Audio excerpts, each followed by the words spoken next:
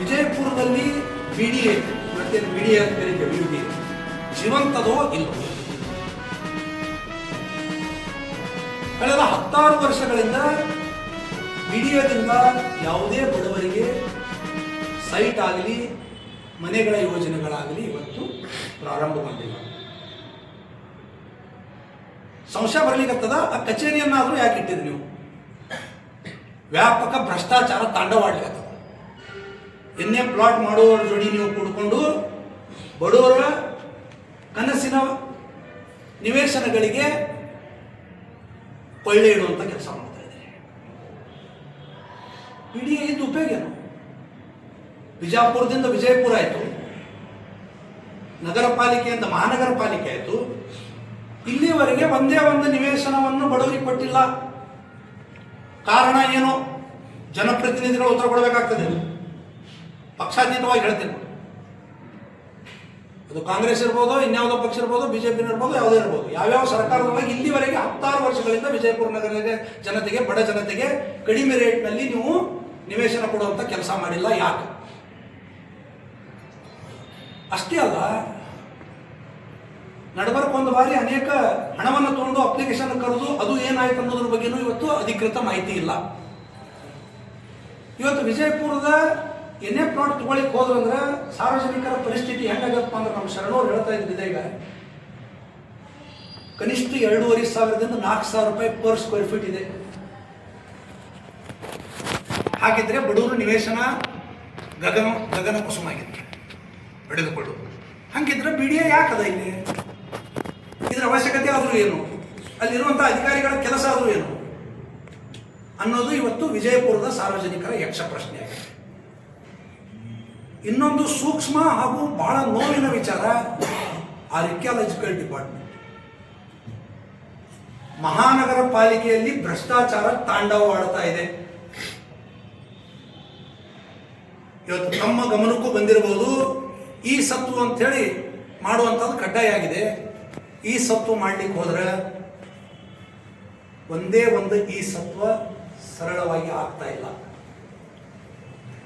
1 ತಿಂಗಳು 2 ತಿಂಗಳು 3 ತಿಂಗಳು ಹಾದಿ ಕಾಯ್ದರೂ ಕೂಡ ಇವತ್ತು ಜನರಿಗೆ ಈ ಸತ್ವದ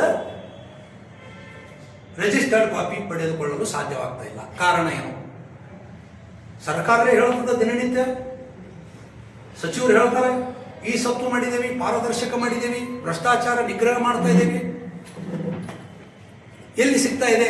ವಿಜಯಪುರದ ಮಹಾನಗರ ಪಾಲಿಕೆಯಲ್ಲಿ ಹೋಗಿ ಯಾರಾದರೂ ಹಣ ಕೊಡಲಾರ್ದೆ ಈ ಸತ್ತು ಮಾಡ್ಕೊಂಡವ್ರು ಹೋದಾರಂದ್ರೆ ಒಬ್ಬರು ಹೆಸರು ಹೇಳಿ. ಹಣ ಕೊಟ್ಟರು ಕೂಡ ಕೆಲಸ ಆಗ್ತಾ ಇಲ್ಲ.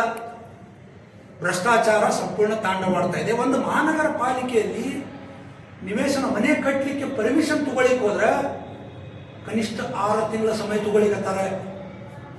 ಏನು ಇದು? 1 ವರ್ಷನಾಗ ಮನೆಯೇ ನಿರ್ಮಾಣ ಆಗ್ತದೆ, ಪರ್ಮಿಷನ್ 6 ತಿಂಗಳು ಬೇಕಾ? 6 ತಿಂಗಳಾಗ ಬರೀ ಮಹಾನಗರ ಪಾಲಿಕೆಯವ್ರು ಮುಂದೆ ಏನು ಮಾಡ್ತಾರೆ ಗೊತ್ತದನ್ರಿ? ಅವರು ಆರ್ಕಿಯಾಲಜಿಕಲ್ ಡಿಪಾರ್ಟ್ಮೆಂಟ್ ಮೇಲೆ ದೂರು ಕೊಡ್ತಾರೆ. ಸರ್, ಅದು ಕ್ವಾಟಿ ಮಗ್ಗಲ ನಿಮ್ಮ ಮನೆ ಬರ್ತದೆ, 100 ಮೀಟರ್ ಒಳಗದ, 200 ಮೀಟರ್ ಒಳಗದ. ಆರ್ಕಿಯಾಲಜಿಕಲ್ ಡಿಪಾರ್ಟ್ಮೆಂಟ್ ಹಾಗೂ ಮಹಾನಗರ ಪಾಲಿಕೆ ಕೆಲ ಅಧಿಕಾರಿಗಳು ಭ್ರಷ್ಟಾಚಾರದಲ್ಲಿ ಮುಳುಗಿದ್ದಾರೆ.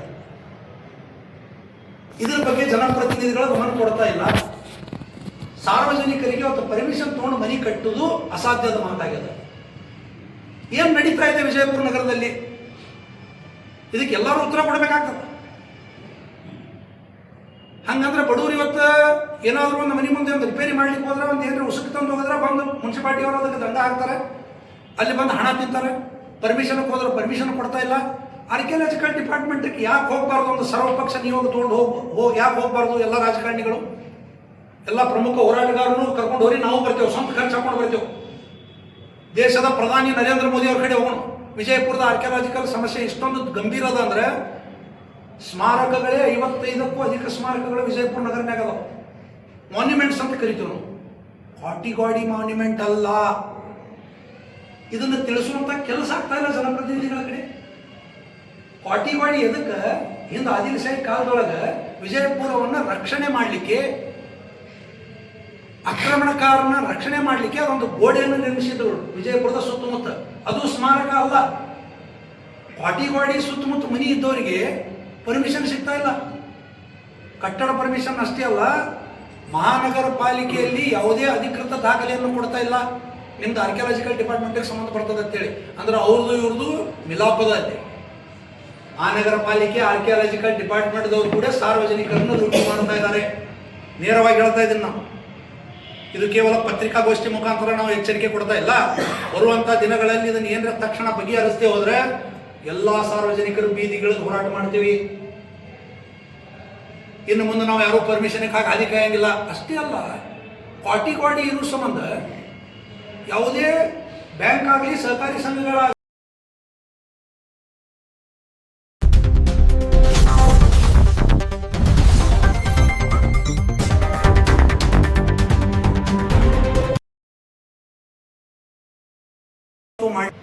ಆರ್ಕಿಯಾಲಜಿಕಲ್ ಡಿಪಾರ್ಟ್ಮೆಂಟ್ ಹಾಗೂ ಮಹಾನಗರ ಪಾಲಿಕೆ ಕೆಲ ಅಧಿಕಾರಿಗಳು ಭ್ರಷ್ಟಾಚಾರದಲ್ಲಿ ಮುಳುಗಿ ಹೋಗಿದ್ದಾರೆ.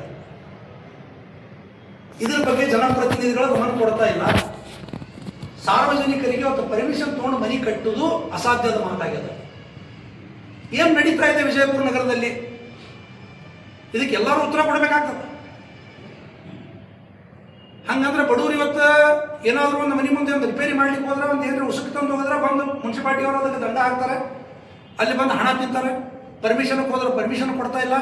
ಆರ್ಕಿಯಾಲಜಿಕಲ್ ಡಿಪಾರ್ಟ್ಮೆಂಟ್ಗೆ ಯಾಕೆ ಹೋಗಬಾರ್ದು? ಒಂದು ಸರ್ವಪಕ್ಷ ನಿಯೋಗ ತೊಗೊಂಡು ಯಾಕೆ ಹೋಗಬಾರ್ದು? ಎಲ್ಲ ರಾಜಕಾರಣಿಗಳು, ಎಲ್ಲ ಪ್ರಮುಖ ಹೋರಾಟಗಾರರು ಕರ್ಕೊಂಡು ಹೋಗಿ ನಾವು ಬರ್ತೇವೆ, ಸ್ವಂತ ಖರ್ಚು ಹಾಕೊಂಡು ಬರ್ತೇವೆ. ದೇಶದ ಪ್ರಧಾನಿ ನರೇಂದ್ರ ಮೋದಿ ಅವ್ರ ಕಡೆ ಹೋಗೋಣ. ವಿಜಯಪುರದ ಆರ್ಕಿಯಾಲಜಿಕಲ್ ಸಮಸ್ಯೆ ಇಷ್ಟೊಂದು ಗಂಭೀರ ಅದ ಅಂದ್ರೆ ಸ್ಮಾರಕಗಳೇ 55ಕ್ಕೂ ಅಧಿಕ ಸ್ಮಾರಕಗಳು ವಿಜಯಪುರ ನಗರನಾಗ ಅದಾವ. ಮಾನ್ಯುಮೆಂಟ್ಸ್ ಅಂತ ಕರಿತೀವಿ ನಾವು. ಕ್ವಾಟಿ ಮಾನ್ಯುಮೆಂಟ್ ಅಲ್ಲ. ಇದನ್ನು ತಿಳಿಸುವಂತ ಕೆಲಸ ಆಗ್ತಾ ಇಲ್ಲ ಜನಪ್ರತಿನಿಧಿಗಳ ಕಡೆ. ಕ್ವಾಟಿ ಎದಕ್ಕೆ? ಹಿಂದೆ ಆದಿಲಶಾಹಿ ಕಾಲದೊಳಗೆ ವಿಜಯಪುರವನ್ನ ರಕ್ಷಣೆ ಮಾಡಲಿಕ್ಕೆ, ಆಕ್ರಮಣಕಾರನ ರಕ್ಷಣೆ ಮಾಡಲಿಕ್ಕೆ ಅದೊಂದು ಗೋಡೆಯನ್ನು ನಿರ್ಮಿಸಿದ್ರು ವಿಜಯಪುರದ ಸುತ್ತಮುತ್ತ. ಅದು ಸ್ಮಾರಕ ಅಲ್ಲ. ಕ್ವಾಟಿ ಸುತ್ತಮುತ್ತ ಮನಿ ಇದ್ದವರಿಗೆ ಪರ್ಮಿಷನ್ ಸಿಗ್ತಾ ಇಲ್ಲ. ಕಟ್ಟಡ ಪರ್ಮಿಷನ್ ಅಷ್ಟೇ ಅಲ್ಲ, ಮಹಾನಗರ ಪಾಲಿಕೆಯಲ್ಲಿ ಯಾವುದೇ ಅಧಿಕೃತ ದಾಖಲೆಯನ್ನು ಕೊಡ್ತಾ ಇಲ್ಲ, ನಿಮ್ದು ಆರ್ಕಿಯಾಲಜಿಕಲ್ ಡಿಪಾರ್ಟ್ಮೆಂಟ್ಗೆ ಸಂಬಂಧ ಬರ್ತದೆ ಅಂತೇಳಿ. ಅಂದ್ರೆ ಅವ್ರದ್ದು ಇವ್ರದ್ದು ಮಿಲಾಪದ ಅಲ್ಲಿ. ಮಹಾನಗರ ಪಾಲಿಕೆ ಆರ್ಕಿಯಾಲಜಿಕಲ್ ಡಿಪಾರ್ಟ್ಮೆಂಟ್ದವ್ರು ಕೂಡ ಸಾರ್ವಜನಿಕರನ್ನು ಲೂಟಿ ಮಾಡ್ತಾ ಇದ್ದಾರೆ. ನೇರವಾಗಿ ಹೇಳ್ತಾ ಇದ್ದೀನಿ ನಾವು. ಇದು ಕೇವಲ ಪತ್ರಿಕಾಗೋಷ್ಠಿ ಮುಖಾಂತರ ನಾವು ಎಚ್ಚರಿಕೆ ಕೊಡ್ತಾ ಇಲ್ಲ. ಬರುವಂಥ ದಿನಗಳಲ್ಲಿ ಇದನ್ನು ಏನರ ತಕ್ಷಣ ಬಗೆಹರಿಸದೆ ಹೋದ್ರೆ ಎಲ್ಲ ಸಾರ್ವಜನಿಕರು ಬೀದಿಗಳಿಗೆ ಹೋರಾಟ ಮಾಡ್ತೀವಿ. ಇನ್ನು ಮುಂದೆ ನಾವು ಯಾರೂ ಪರ್ಮಿಷನ್ಗೆ ಹಾದಿ ಕಾಯಂಗಿಲ್ಲ. ಅಷ್ಟೇ ಅಲ್ಲ, ಕ್ವಾಟಿ ಇರೋ ಸಂಬಂಧ ಯಾವುದೇ ಬ್ಯಾಂಕ್ ಆಗಲಿ ಸಹಕಾರಿ ಸಂಘಗಳಾಗಲಿ ಲೋನ್ ಕೊಡ್ತಾ ಇಲ್ಲ. ಇದು ಬಹಳ ನೋವಿನ ಸಂಗತಿ. ಅಧಿಕೃತ ದಾಖಲೆ ಇದೆ, ನಮ್ಮ ಹೆಸರಲ್ಲಿ ಉತ್ತಾರಿದೆ, ಫಾರ್ಮ್ 2 ಇದೆ, ಪ್ರತಿ ವರ್ಷ ಟ್ಯಾಕ್ಸ್ ತುಂಬ್ತೀವಿ. 24 hours ನಳ ಕೊಟ್ಟಾರ, ನೀರು ಬರಲಿಲ್ಲ ಅಂದ್ರು. ಆದ್ರೆ ಯಾವುದೇ ಬ್ಯಾಂಕ್ ಸಾಲ ಕೊಡ್ತಾ ಇಲ್ಲ. ಬಿಕಾಸ್ ಆಫ್ ಕ್ವಾಟಿ ಸ್ಮಾರಕ ಅಲ್ಲ. ಗೋಳಗುಂಟು ಇಬ್ರಾಹಿಂ ರೋಜಾ ಈ ಥರ ಮಾತು ಬೇರೆ. 100 ಮೀಟರ್ 200 ಮೀಟರ್ ಮಾಡ್ರಪ್ಪ. ಕ್ವಾಟಿ ಇದರ ಬಗ್ಗೆ ಯಾಕೆ ಇವತ್ತು ನಮ್ಮ ಜಿಲ್ಲಾ ಉಸ್ತುವಾರಿ ಸಚಿವರು ಇರ್ಬೋದು, ಜನಪ್ರತಿನಿಧಿಗಳಿರ್ಬೋದು, ಪಕ್ಷಾತೀತವಾಗಿ ನೇರವಾಗಿ ಕೇಂದ್ರಕ್ಕೆ ಹೋಗಿ ಆರ್ಕಿಯಾಲಜಿಕಲ್ ಮುಖ್ಯಸ್ಥರನ್ನು ಭೇಟಿಯಾಗಿ ಕೇಂದ್ರದ ಮಂತ್ರಿಗಳನ್ನ ಭೇಟಿಯಾಗುವಂಥ ಕೆಲಸ ಯಾಕೆ ಮಾಡಬಾರ್ದು? ವಿಜಯಪುರ ಜನತೆ ಇವತ್ತು ಬಹಳ ಸಾಕಷ್ಟು ಸಮಸ್ಯೆಗೊಳಗಾಗಿದ್ದಾರೆ. ಅದಕ್ಕೆ ನಾನು ಆಗ್ರಹ ಮಾಡ್ತೀನಿ, ಒಂದು ನಿಯೋಗ ಮಾಡಿ ಈ ಕ್ವಾಟಿ ಸಮಸ್ಯೆಯನ್ನು ಬಗೆಹರಿಸಬೇಕು. ಇಲ್ಲಿಕಪ್ಪ ಅಂದ್ರೆ ಏನಾಗ್ತದೆ, ಜನರು ಬಹಳ ಗಂಭೀರ ಪರಿಣಾಮವನ್ನು ಎದುರಿಸ್ತಾ ಇದ್ದಾರೆ. ಇನ್ನೊಂದು ಬಂದಿದ್ದು ಉದ್ಯೋಗ ಮೇಳ ಮಾಡ್ತಾ ಇದ್ದಾರೆ. ಯಾರೇ ಅಪರಿಚಿತರು, ಇಲ್ಲಿ ಹಿಂದೂ ಮುಸ್ಲಿಂ ಅನ್ನೋ ಪ್ರಶ್ನೆ ಬರಂಗಿಲ್ಲ. ಯಾರೇ ದೇಶ ವಿರೋಧಿಗಳು ವಿಜಯಪುರದಲ್ಲಿ ನಿಮಗೆ ಅನಿಸಿದ್ರು ಇವ ನಮ್ಮವಲ್ಲ ಅಂತಂದ್ರೆ ಪೊಲೀಸ್ ಡಿಪಾರ್ಟ್ಮೆಂಟ್ಗೆ ತಿಳಿಸುವಂತ ಕೆಲಸ ಮಾಡಬೇಕಾಗಿದೆ. ಆ ದಿಶೆಯಲ್ಲಿ ಇವತ್ತು ಬಹಳ ಜಾಗ್ರತೆಯಿಂದ ಇವತ್ತು ಕೆಲಸ ಮಾಡಬೇಕಾಗಿದೆ. ಅದಕ್ಕೆ ಇವತ್ತೇನು ಬಹಳ ಪ್ರಮುಖ ವಿಷಯ ಆರ್ಕಿಯಾಲಜಿಕಲ್ ಇದ್ರದ್ದು ಹೇಳಿದೆ. ಇದು ಯಾವುದೇ ಹಿಂದೂ ಮುಸ್ಲಿಮರಿಗೆ ಸಮಸ್ಯೆ ಇಲ್ಲ ಇದು. ಯಾಕಂದ್ರೆ ಕ್ವಾಟಿ ಇವತ್ತು ಮನಗುಳಿ ಹಾಕ್ಸಿದ ಒಂದು ಉದಾಹರಣೆ ಕೊಡ್ತೀನಿ. ನೀವು ಒಂದು ಏನಾದರೂ 2 ವೀಲರ್ ಪಾಸ್ ಆಗಬೇಕಂದ್ರೆ ಅರ್ಧ ತಾಸು ಗಟ್ಟಲೆ ನಿಂದಿರ್ಬೇಕು. ಯಾರಿಗೋಸ್ಕರ ಮನಗುಳಿ ಹಾಕ್ಸಿಕೊಂಡು? ರಾಜ ಮಹಾರಾಜರ ಕಾಲ ಅದನ್ನ ಈಗ ಇಲ್ಲ. ಡಾಕ್ಟರ್ ಬಾಬಾ ಸಾಹೇಬ್ ಅಂಬೇಡ್ಕರ್ ರಚಿಸಿದಂತ ಸಂವಿಧಾನ ಸ್ಟಾರ್ಟ್ ಆಗಲಿ. ರಾಜ ಮಹಾರಾಜರ ಕಾಲ ಇಲ್ಲ. ಆ ಕ್ವಾಟಿಯಿಂದ ಯಾರಿಗೆ ಅನುಕೂಲ ಅದ, ಯಾರಿಗೆ ಅನಾನುಕೂಲ ಅದ ಅನ್ನೋದ್ರ ಬಗ್ಗೆ ಜಿಲ್ಲಾಡಳಿತ ಚಿಂತನೆ ಮಾಡಬೇಕಾಗ್ತದೆ. ಒಂದು ಬಿದ್ದು ಗೋಡಿಯ ಮಧ್ಯದಲ್ಲಿ ಇಡೀ ವಿಜಯಪುರದಿಂದ ಒಳಗೆ ಹೋಗ್ಲಿಕ್ಕೆ ಹೊರಗೆ ಬರ್ಲಿಕ್ಕೆ ತಾಸು ಗಟ್ಟಲೆ ನಿಂದಿರೋದು ಇದೆಂತ ಕಾನೂನು ರೀ? ಅಲ್ಲಿ ನಡಬರ್ಕ್ ಎಷ್ಟೋ ಜನ ಸಿಗ್ನಲ್ ಲೈಟ್ ಮಾಡಿದ್ರು, ಈಗಂತೂ ಅದು ಸರಿಯಾಗಿ ವರ್ಕ್ ಆಗ್ತಾ ಇಲ್ಲ. ಅಸಾಧ್ಯದ ಮಾತದು. ಅಲ್ಲಿ ವಿಜಯಪುರದ ಹೊರ ಬಡಾವಣೆಗೆ ಹೋಗ್ಬೇಕಂದ್ರೆ, ಬಸ್ಗಳು ಹೋಗ್ಬೇಕಂದ್ರೆ, ಬೆಂಗಳೂರು ರೂಟು ಅದೇ ಅದ, ಬಸವನ ಬಾಗೇವಾಡಿಗೆ ಹೋಗ್ಬೇಕಂದ್ರೆ, ಬೇರೆ ವಿಜಯಪುರದ ಹೊರಗೆ ಹೋಗ್ಬೇಕಂದ್ರೆ ಒಂದು ತಾಸು ಗಟ್ಟಲೆ ನಿಂದಿರೋದು. ಅದನ್ನ ಅಗಲೀಕರಣ ಮಾಡ್ಲಿಕ್ಕೆ ಆಗಂಗಿಲ್ಲ. ಇದನ್ನ ಹೋಗಿ ಒಂದು ಎಲ್ಲ ಉಸ್ತುವಾರಿ ಸಚಿವರುಗಳು ಎಲ್ಲ ಜನಪ್ರತಿನಿಧಿಗಳು ಕೊಟ್ಕೊಂಡು ಹೋಗಿ ಅದನ್ನು ಒಂದು ಸರಿಸಿದ. ಇನ್ನೊಂದು ನನ್ನ ಮಿತ್ರ ಹೇಳ್ತಾ ಇದ್ರು ಒಬ್ರು, ಇಷ್ಟಕ್ಕೆಲ್ಲ ನೀವು ಆರ್ಕಿಯಾಲಜಿಕಲ್ದು ಪುರಾತತ್ವ ಇಲಾಖೆದ್ದು ನೀವು ನೆವ ಹೇಳಕ್ಕೆ ಕೂತ್ಕೊತ್ರೆ ವಿಜಯಪುರ ಜನತೆ ವಿಜಯಪುರ ಸುಧಾರಣೆ ಆಗ್ಲಿಕ್ಕೆ ಸಾಧ್ಯನೇ ಇಲ್ಲ. ಮೊನ್ನೆ ಇತ್ತೀಚಿನ ಕೆಲ ದಿನಗಳ ಹಿಂದೆ ಗೋಳಗುಂಡು ಕಂಪೌಂಡ್ ಮಾಡೋದು ಒಬ್ರು ಮನೆ ನಿರ್ಮಾಣ ಮಾಡಿದ್ದಾರೆ. ಅದು ನಿಜವಾದ ಆರ್ಕಿಯಾಲಜಿಕಲ್. ನೋಡಿ ಬರ್ರಿ ನೀವು ಇವತ್ತು ಗೋಳಗುಂಡು ಪಕ್ಕದಲ್ಲಿ ಕಂಪೌಂಡ್ ಮಾಡೋದು ಒಂದು ಸೆಡ್ ನಿರ್ಮಾಣ ಆಗೋದು. ಅದಕ್ಕೆ ಹೆಂಗೆ ಪರ್ಮಿಷನ್ ಕೊಡ್ತಾರೆ ಆರ್ಕಿಯಾಲಜಿಕಲ್ ಅವರು? ಬಡವರು ಮನೆಗೆ ಪರ್ಮಿಷನ್ ಕೇಳೋಕೆ ಹೋದ್ರೆ ನೀವು ತೊಂದರೆ ಆಗ್ತದೆ, ಓಡಾಡಿಸ್ತೀರಿ ಅವ್ರನ್ನ, ರೊಕ್ಕ ಕೇಳ್ತೀರಿ ಅವ್ರ ಕಡೆಯಿಂದ. ಗೋಳಗುಂಡು ಕಂಪೌಂಡ್ ಪಕ್ಕದಲ್ಲಿ ಒಂದು ಬಿಲ್ಡಿಂಗ್ ತಯಾರಾಯಿತು. ಆದರೆ ಎದ್ರ ಬದ್ರ 100-200 ಮೀಟರ್ ಇದ್ದವ್ರಿಗೆ ಇದು ಇಲ್ಲ. ದೊಡ್ಡ ದೊಡ್ಡ ಬಿಲ್ಡಿಂಗ್ ಆದ್ರೆ ಅವ್ರಿಗೆ ರೊಕ್ಕ ಕೊಟ್ಟಿರ್ತಾರೆ, ಪಾಟಿ ಗೋಡಿ ಮೇಲೆ ಮನೆ ಮಾಡ್ಕೊಂಡವ್ರು ಅದಾರ, ಅವ್ರಿಗೇನು ಅನ್ನಂಗಿಲ್ಲ. ಬಡವರು ಇವತ್ತು ಅಧಿಕೃತವಾಗಿ ಏನೇ ಪ್ಲಾಟ್ ಅಧಿಕೃತ ದಾಖಲೆ ಇದ್ರೆ ಅವ್ರಿಗೆ ತೊಂದರೆ ಮಾಡುವಂಥ ಕೆಲಸ ವಿಜಯಪುರ ನಗರನಾಗ ನಡೀತಾ ಇದೆ. ಏನು ಮಾಡ್ಲಿಕ್ಕೆ ಜನಪ್ರತಿನಿಧಿಗಳು ಗೊತ್ತಾಗ್ತಾ ಇಲ್ಲ ನನಗೆ. ದಿನನಿತ್ಯ ಓಡಾಡೋದ ಒಂದು ಮಹಾನಗರ ಪಾಲಿಕೆ ದಿನನಿತ್ಯ ಓಡಾಡ್ಬೇಕಾ? ಈ ಸತ್ತು ಬೇಕಂದ್ರೆ ದಿನನಿತ್ಯ ಹೋದ್ರೂ ಕೆಲಸ ಆಗ್ತಾ ಇಲ್ಲ, ಒಂದು ಪರ್ಮಿಷನ್ ಸಿಗ್ತಾ ಇಲ್ಲ ಮಹಾನಗರ ಪಾಲಿಕೆಯಲ್ಲಿ. ಕಮಿಷನರ್ಗೆ ಇವತ್ತು ನಾನು ಆಗ್ರಹ ಮಾಡ್ತೀನಿ, ಉತ್ಸಾಹಿ ಅದಿರಿ ನೀವು, ಯಾವುದೇ ಒತ್ತಡಕ್ಕೆ ಮಣಿಯದೆ, ಯಾವುದೇ ಭ್ರಷ್ಟಾಚಾರಕ್ಕೆ ಆಸ್ಪದ ಕೊಡದೆ ನಿಷ್ಪಕ್ಷಪಾತವಾಗಿ ಇವತ್ತು ತನಿಖೆ ಮಾಡಿ ಆಗುತ್ತಿರುವಂತಹ ಭ್ರಷ್ಟಾಚಾರವನ್ನು ತಡೆಗಟ್ಟಬೇಕು. ಈ ಸತ್ತು ಈಜಿ ಸಿಗಂಗಾಗಬೇಕು, ಮನೆ ಪರ್ಮಿಷನ್ ಈಜಿ ಸಿಗಂಗಾಗಬೇಕು, ವಿಜಯಪುರ ಜನತೆಗೆ ತೊಂದರೆಯಿಂದ ನೀವು ಮುಕ್ತ ಮಾಡಬೇಕು. ಅಧಿಕೃತ ದಾಖಲೆ ಇದ್ರೂ ಕೂಡ ಇವತ್ತು ಮನಿ ನಂದಂತ ಹೇಳುವಂತ ಪರಿಸ್ಥಿತಿ ಇಲ್ಲ ನಮಗೆ. ಬಿಕಾಸ್ ಆಫ್ ಪಾಟಿವಾಡಿ, ಬಿಕಾಸ್ ಆಫ್ ಗೋಳಗುಂಬುಜ ಅವ್ರ ಇಬ್ರಾಹಿಂ ರೋಜಾ ಅಲ್ಲ, ಪಾಟಿವಾಡಿಯಿಂದ ನನ್ನ ಮನಿ ನಂದಂತ ಹೇಳುವಂತ ಪರಿಸ್ಥಿತಿ ಇಲ್ಲ. ಅದಕ್ಕೆ ಇದು ಇವತ್ತು ತಮ್ಮ ಗಮನಕ್ಕೂ ಕೂಡ ಬಂದದ. ಇವತ್ತು ಎಲ್ಲ ಸೂಕ್ಷ್ಮ ವಿಚಾರಗಳನ್ನು ಜಿಲ್ಲಾಡಳಿತ ಬಹಳ ಗಂಭೀರವಾಗಿ ಪರಿಗಣಿಸಬೇಕು. ಜನಪ್ರತಿನಿಧಿಗಳು ಇವತ್ತು